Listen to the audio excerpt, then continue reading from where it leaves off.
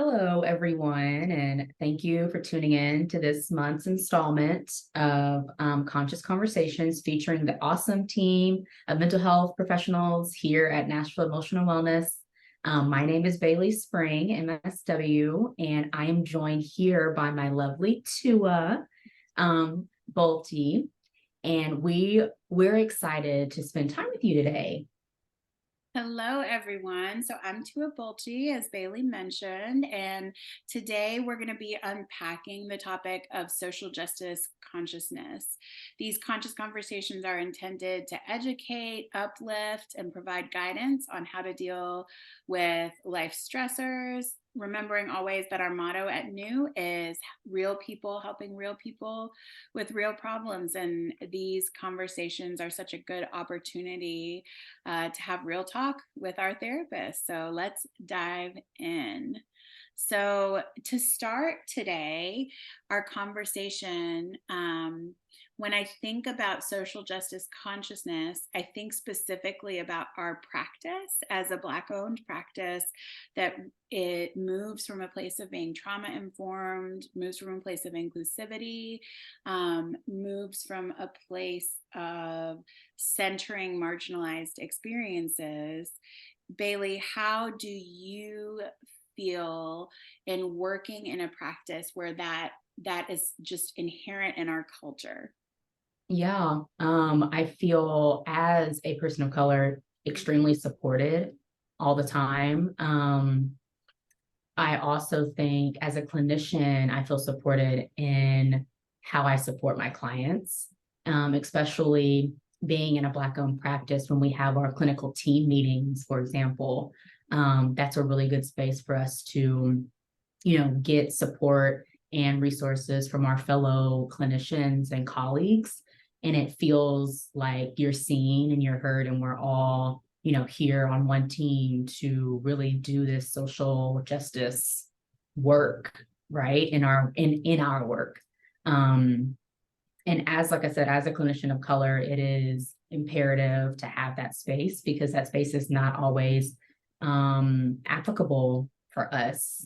And it usually is not centering people of color or marginalized communities. So yeah, I feel super supported in that space. Yeah. And I couldn't agree more. It's so empowering to move from a place of feeling that BIPOC and other marginalized experiences are centered, and also to work in a place as a clinician where it's not okay, we've had one workshop this year or a continued education opportunity on DEI. It's really a piece of our practice culture, I feel, where we're asked continuously by Jamila Walker, our CEO, to engage with intersectionality, to engage with where our own biases show up personally and professionally. And that, part of the cost, if you will, of being here in this space is that engagement, is that level of I'm in it as a practice. I'm doing the work. I'm not just checking boxes. I'm continuously moving from a place of that social justice consciousness. Um, Absolutely.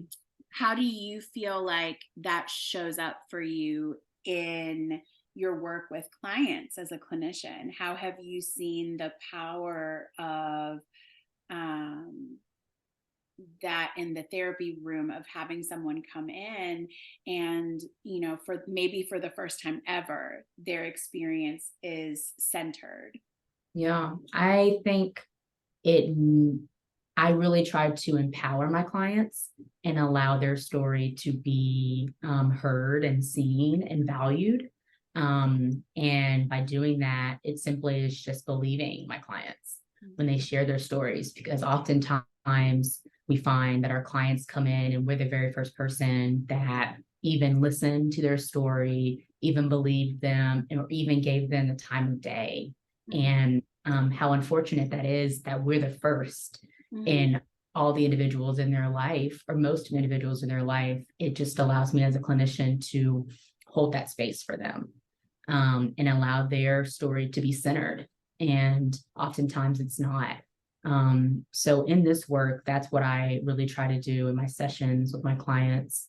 And really just allow them to be the expert of their story, rather than asking, or telling them, well, this is what happened to you. I know best. I know this is what you need to do, rather than saying that, phrasing things more like, can you tell me more about that? Mhm. What was that experience like for you? And those kind of questions change, the direction of the conversation, but it also gives them back their power, gives them back their autonomy. And oftentimes, like I said, that's kind of taken from them and not able to regain that. So in this work, that I would say that's what I strive to do.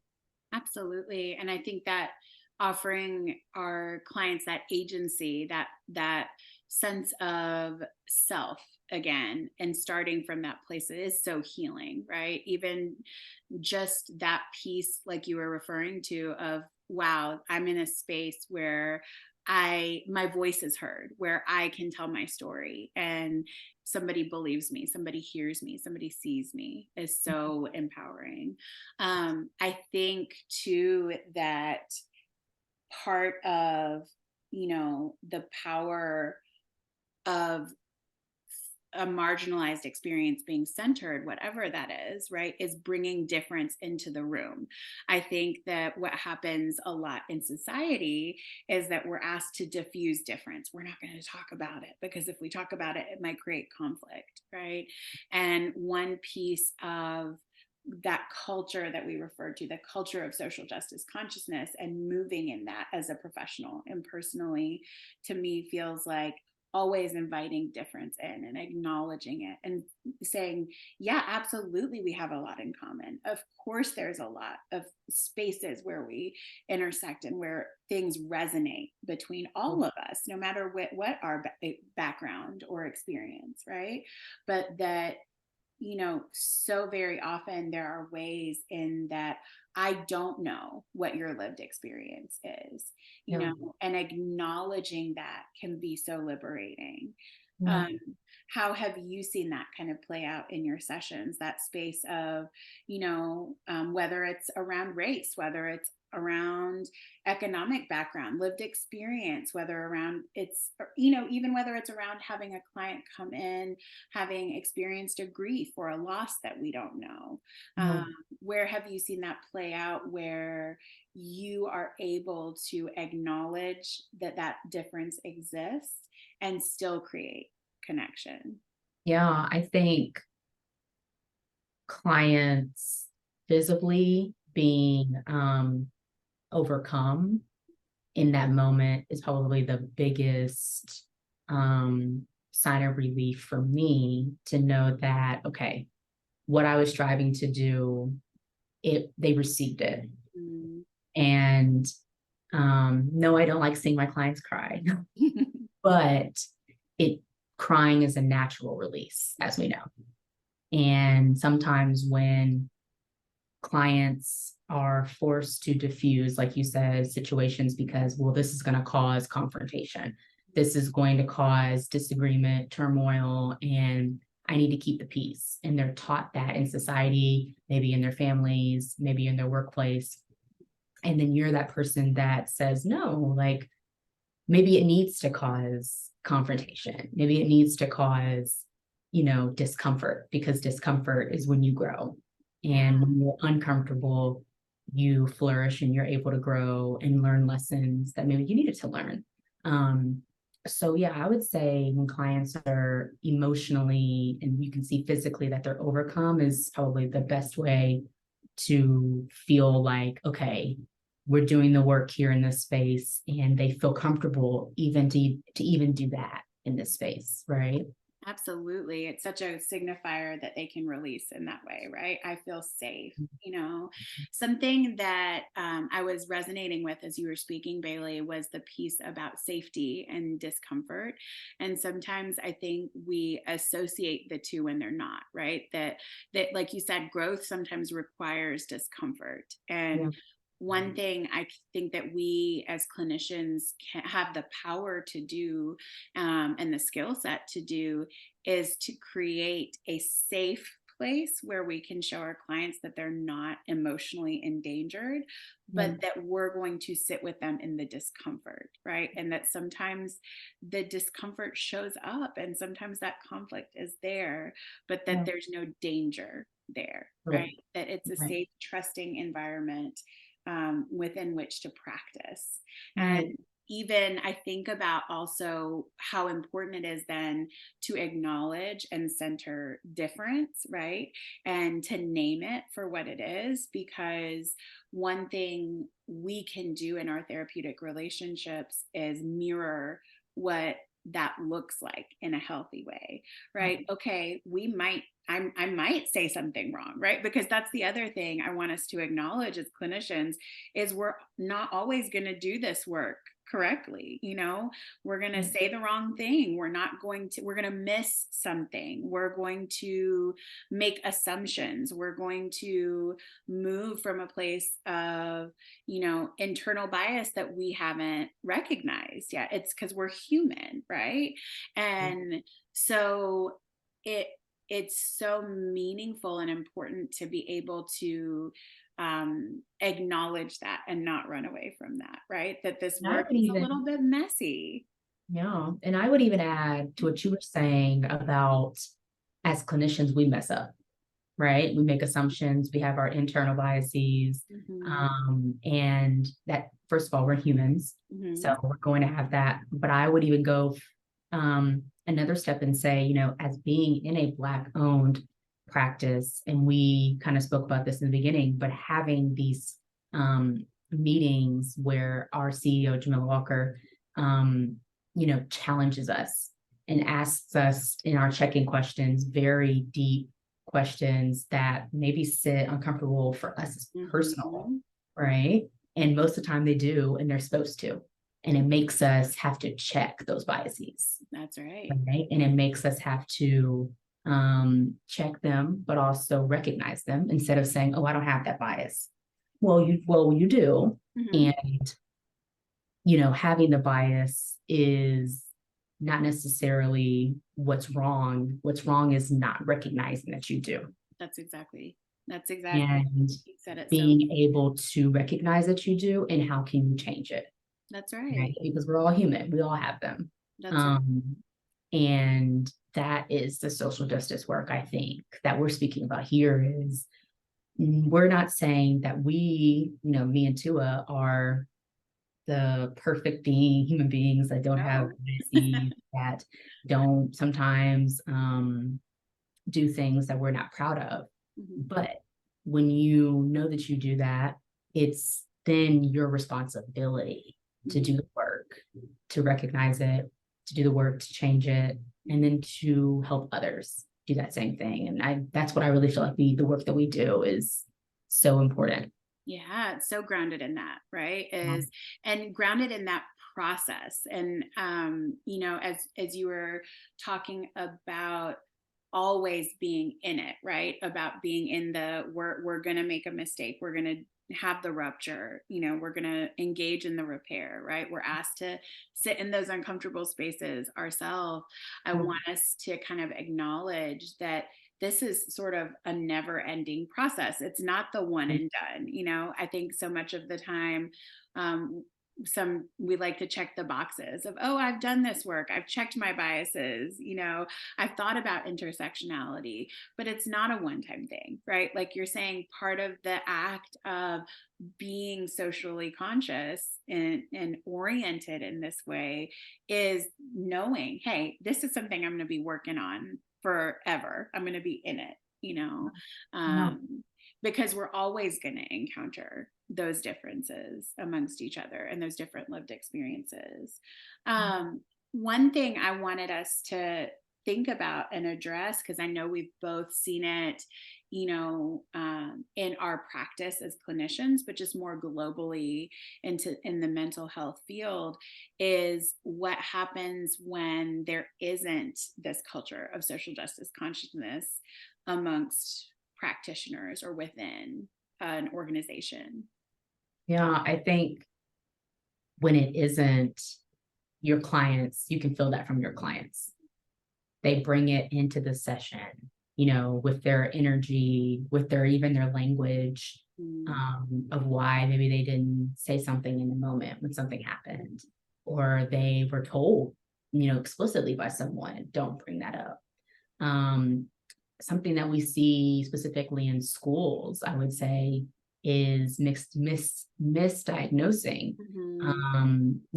things like conduct disorder, Mhm. right? So a child that's maybe in a marginalized community, um, being diagnosed with conduct disorder or oppositional defiant disorder. Mhm. And those two specific diagnoses can be very detrimental as far as labeling.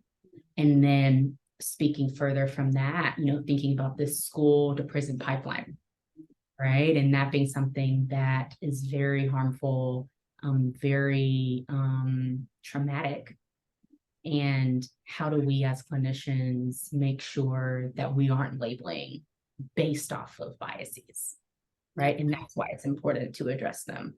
That's right. And, one thing that I think is so important is how the ways that we help our clients move from this place of what's wrong with me to what Mhm. happened to me, Right, and that feels like where diagnoses can be a useful tool versus a weapon, right? right, Because, like you described, diagnoses can be weaponized, it can be right, labeled.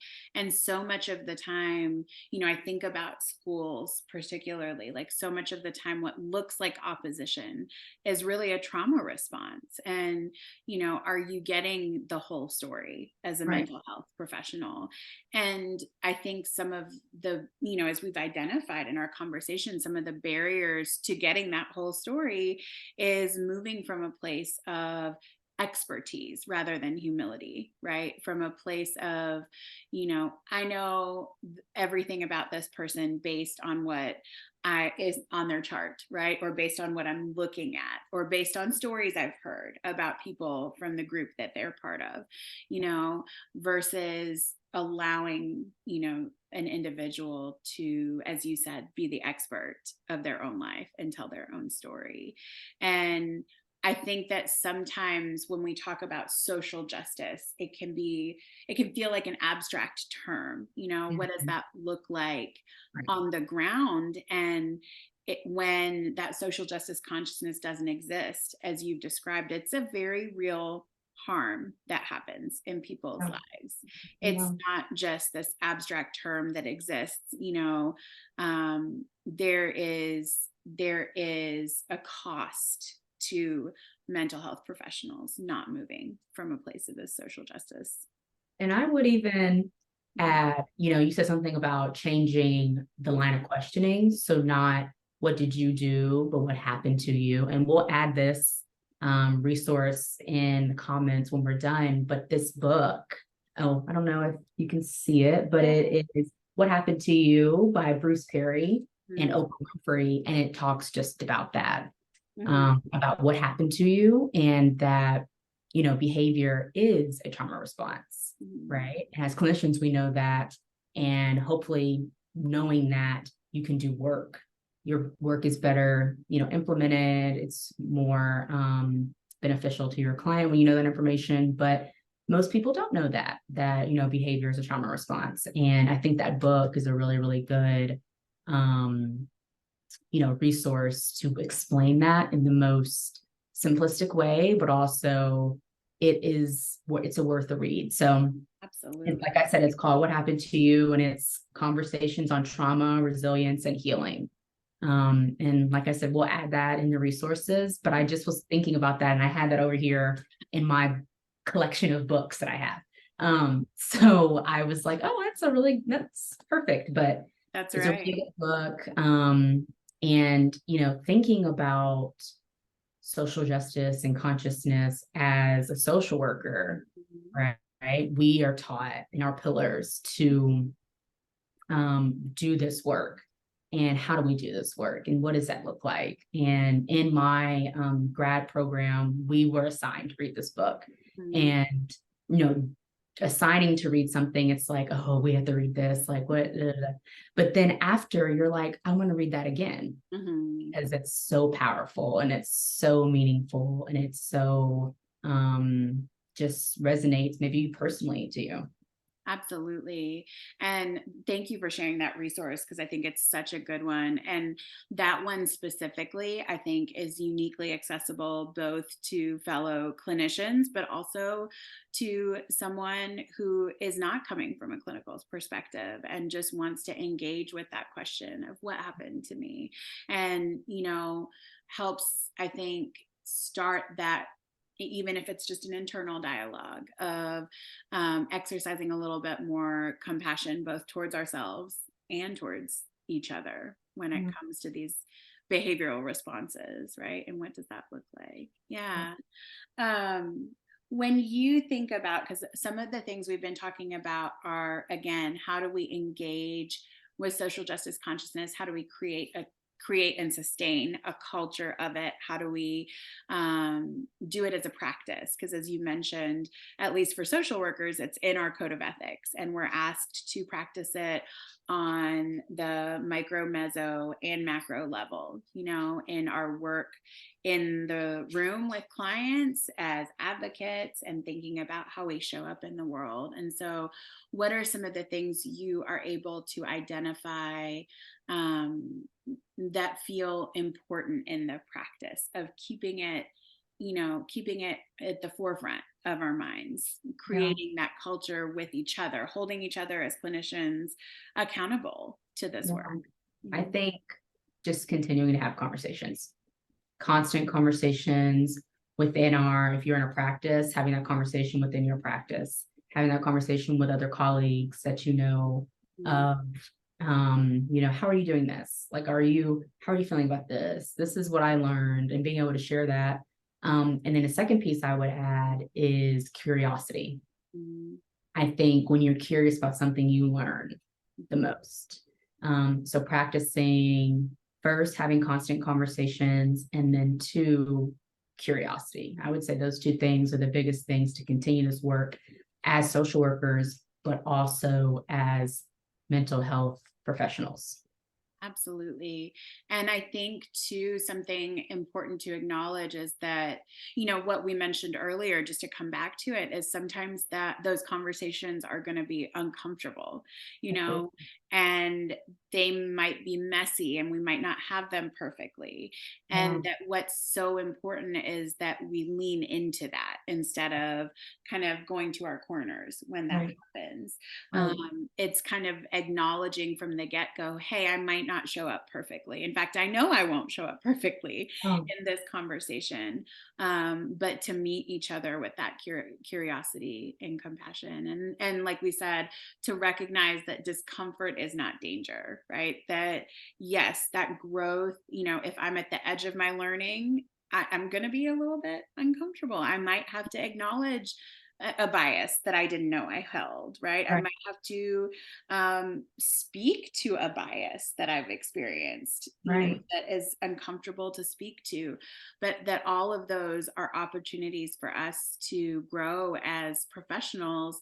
And the more that we engage in it as professionals, the better we're going to be able to show up for our clients in that same way.